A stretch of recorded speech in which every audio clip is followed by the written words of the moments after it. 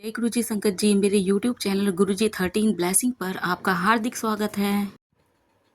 जय गुरु जी, शुक्राना गुरु जी, आप सभी साथ संगत जी को जय गुरु जी। गुरु जी आप सभी पर मेहर बनाए रखें, सर्वदा भला सर्वदा भला। मैं आशा करती हूँ कि आप सभी स्वस्थ और मस्त होंगे। संगत जी, जैसे कि मैं आपके साथ में डेली गुरु जी की पावन पुस्तक दिव्य आभा के सत्संग शेयर कर रही हूँ। आज उसी कड़ी को आगे बढ़ाते हुए आज का जो सत्संग है वह है श्रीमती मंजू गुप्ता आंटी जी का, जो कि अलवर राजस्थान से। बहुत ही प्यारा सत्संग है। और कैसे गुरु जी के मंदिर में पैर रखते के साथ ही जो उन पर बुरी आत्मा थी, जो कि उनके शरीर में प्रवेश करके उनको परेशान करती थी, बहुत जगह उनका ट्रीटमेंट किया गया, कहीं से उनको फायदा नहीं हुआ। और कैसे गुरु जी के बड़े मंदिर में आते के साथ ही, बड़े मंदिर में पैर रखते के साथ ही वो आत्मा ने उनका पीछा छोड़ा और आंटी पहली बार इतने सालों में सोई है, उसी का वर्णन किया गया। बहुत ही प्यारा सत्संग है। और मेरे साथ इस रूहानी सफर पर अंत तक बने रहने के लिए जुड़े रहिए। और संगत जी, जैसे गुरु जी का सत्संग शुरू करने से पहले हम गुरु जी का मंत्र जाप करते हैं, वैसे ही करेंगे। आइए संगत जी, हम सब मिलकर गुरु जी का मंत्र जाप करें। ओम नमः शिवाय, शिव जी सदा सहाय। ओम नमः शिवाय, गुरु जी सदा सहाय। ओम नमः शिवाय, शिव जी सदा सहाय। ओम नमः शिवाय, गुरु जी सदा सहाय। जय गुरु जी, शुक्राना गुरु जी, जय जय गुरु जी, जय जय गुरु जी। अंकल जी लिखते हैं, बड़े मंदिर में उपचार। मैं किसी गुप्त रोग से पीड़ित थी। चिकित्सक किसी भी रोग का निदान करने में असफल थे, अतः उन्होंने कोई उपचार भी नहीं किया। मेरा परिवार महाराज जी का अनुयायी था, जिनके पास कहते हैं अलौकिक शक्तियां हैं। मुझे उनके पास ले जाया गया। दुष्ट आत्माओं का प्रकोप था। महाराज जी ने कहा, मुझे कोई रोग नहीं था, अपितु मेरे ऊपर कुछ दुष्ट आत्माओं का प्रकोप था। परंतु बहुत प्रयत्न करने पर भी वह मुझे स्वस्थ नहीं कर पाए। अंत में हार कर उन्होंने मेरे परिवार को बतलाया कि वह मुझे ठीक नहीं कर सकते हैं, केवल ठाकुर जी जो कि विधाता हैं वही उनको ठीक कर पाए। यहाँ पर आंटी जी कहते हैं कि वो गुप्त रोगों से परेशान थी। आप सभी जानते हैं कि जब इस तरह की परेशानियां होती हैं, जो दुष्ट आत्माएं होती हैं, आपके शरीर को ऐसे जकड़ लेती हैं कि आप ट्रीटमेंट भी कराओ। जैसे हम मूवीज वगैरह में देखते हैं संगत जी। खैर, भगवान ही बचाए इन सब चीजों को, गुरु जी सब पे मेहर करना, कभी किसी के साथ ऐसा ना हो।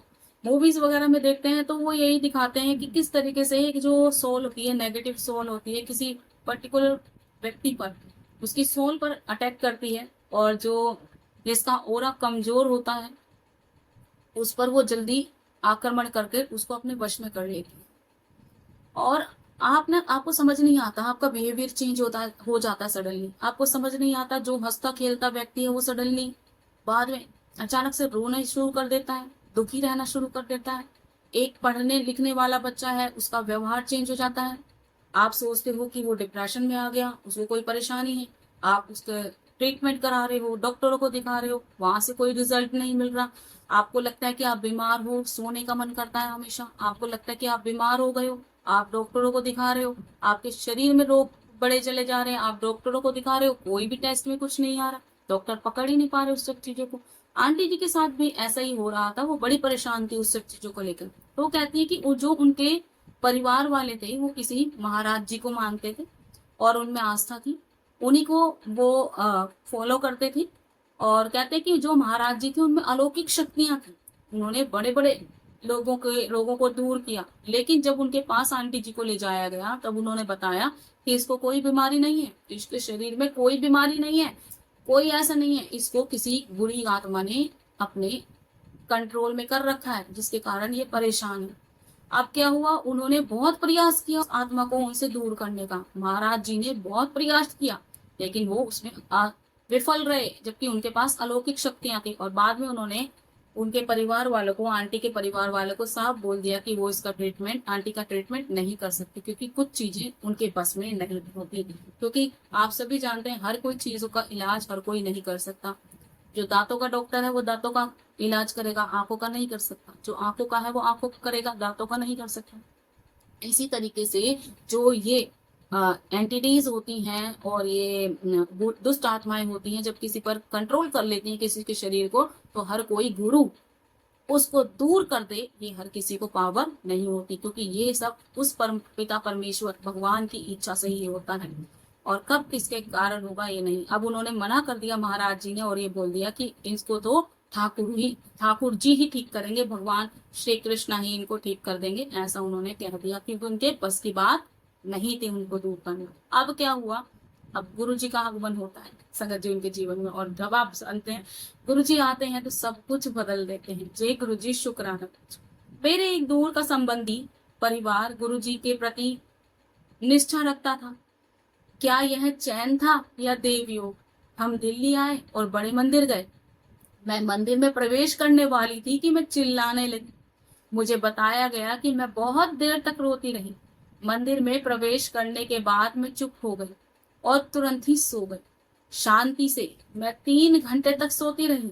मेरे परिवार को पता था कि इस प्रकार से मैं कई वर्षों में के बाद सोई हूँ। शाम को हमने गुरु जी के दर्शन किए, चाय और लंगर प्रसाद ग्रहण किया।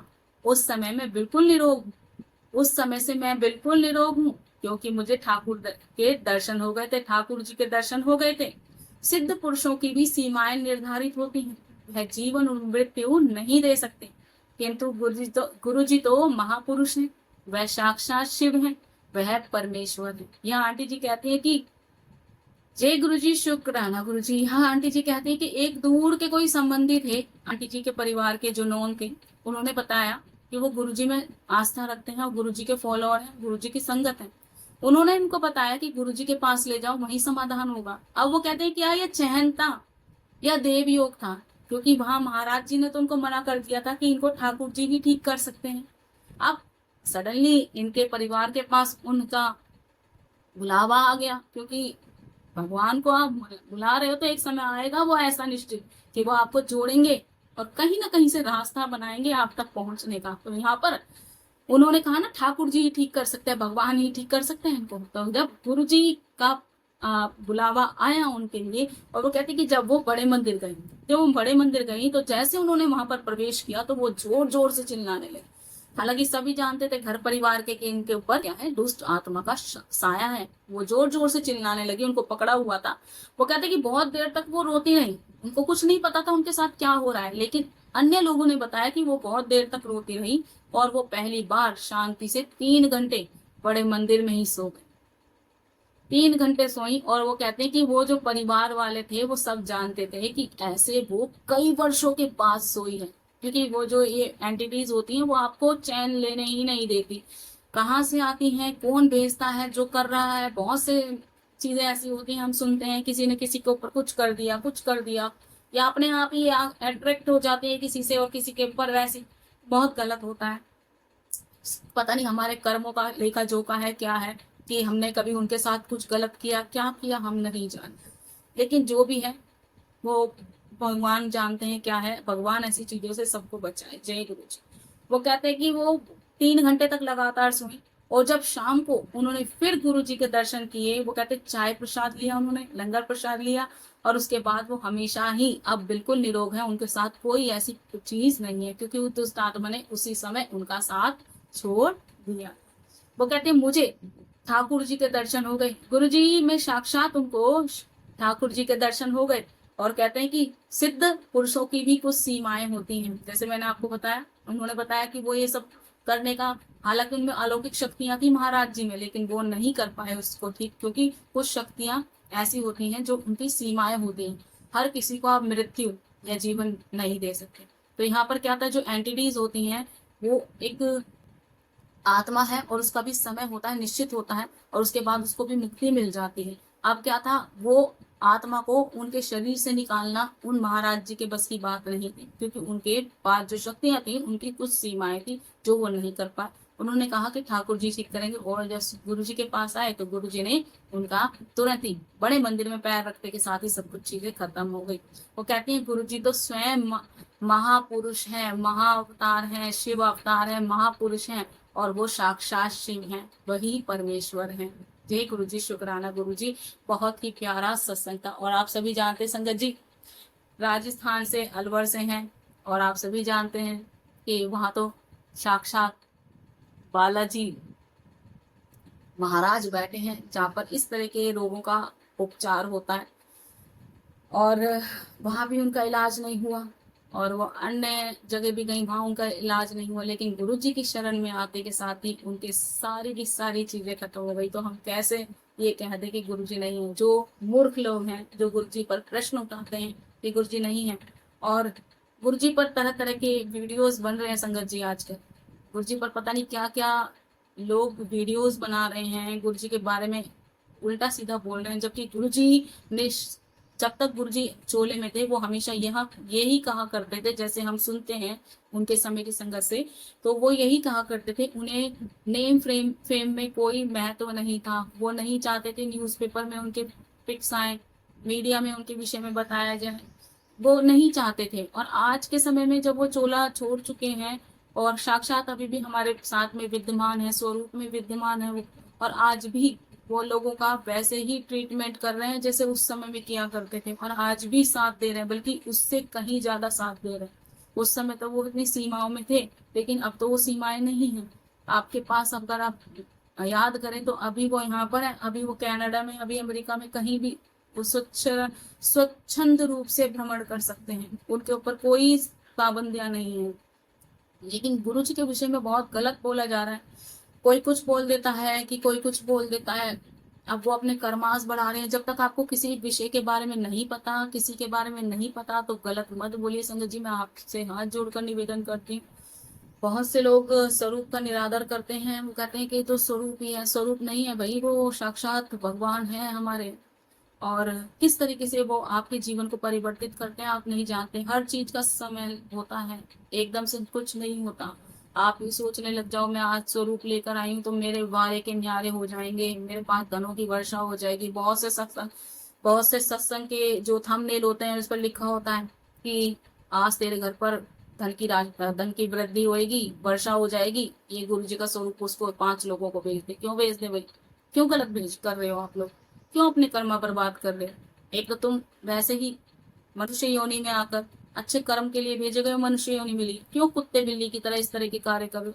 सॉरी टू से संगत जी, लेकिन इस तरह के वर्ड निकलते हैं ऐसे लोगों के लिए कि इस तरीके से वो तो पशु है, पशु होकर वो नहीं कर सकते वो सब चीजें। आप तो इंसान हो ना, तो मनुष्य का जीवन मिला है, तो क्यों ऐसे कर्म कर रहे हो गलत? कि भगवान को ही किसी को भी आप ब्लेम कर रहे हो जिसके बारे में आपको नहीं पता। आप कैसे कह सकते हो? हर किसी को हर श्रेणी में नहीं रख सकते। जैसे हमारी हाथ की 5 उंगलियां क्या बराबर है? नहीं है बराबर, नहीं है बराबर। तो हर कोई व्यक्ति एक जैसा नहीं हो सकता, हमारे विचार भी एक जैसे नहीं हो सकते। घर में अगर 2 सदस्य हैं तो दोनों के विचार सेम नहीं हो सकते। तो आप कैसे किसी के बारे में गलत? बहुत चीज गलत चल रही संगत जी, ऐसा मत कीजिए। और सबसे बड़ी बात संगत जी, जो इस तरह के कर्म कांड करते हैं, जैसे हमने पढ़ा आत्मा के विषय में, भगवान ही बचाए इन सब चीजों से, गुरु जी रक्षा करें।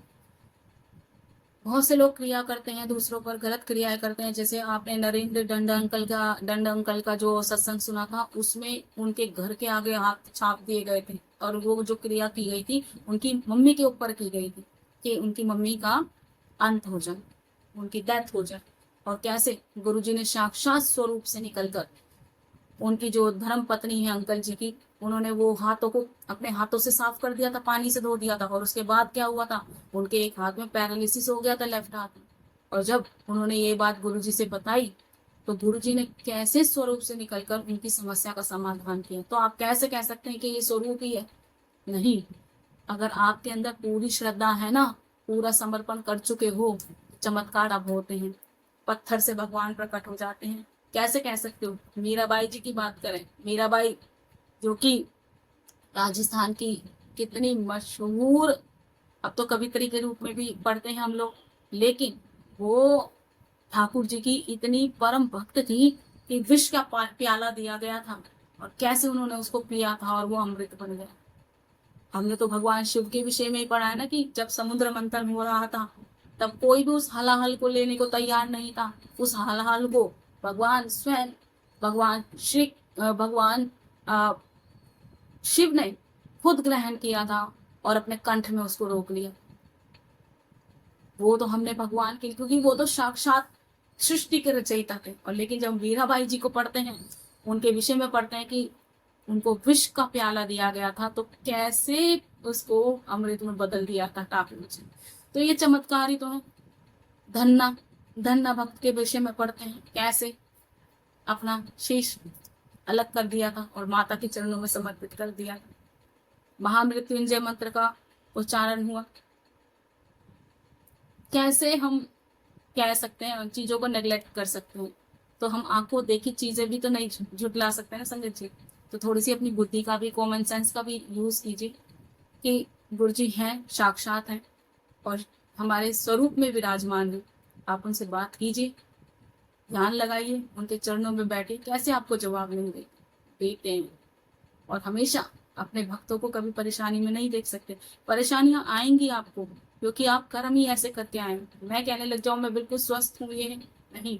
हमें परेशानियां आती हैं, घेरती हैं, लेकिन वो उन परेशानियों को बहुत कम कर देते हैं। आपका एक्सीडेंट होना है, आपको चोट लग जाएगी, पैर में मोच आ जाएगी, आपको कुछ भी हो सकता है, लेकिन वो थोड़े में काट देते हैं।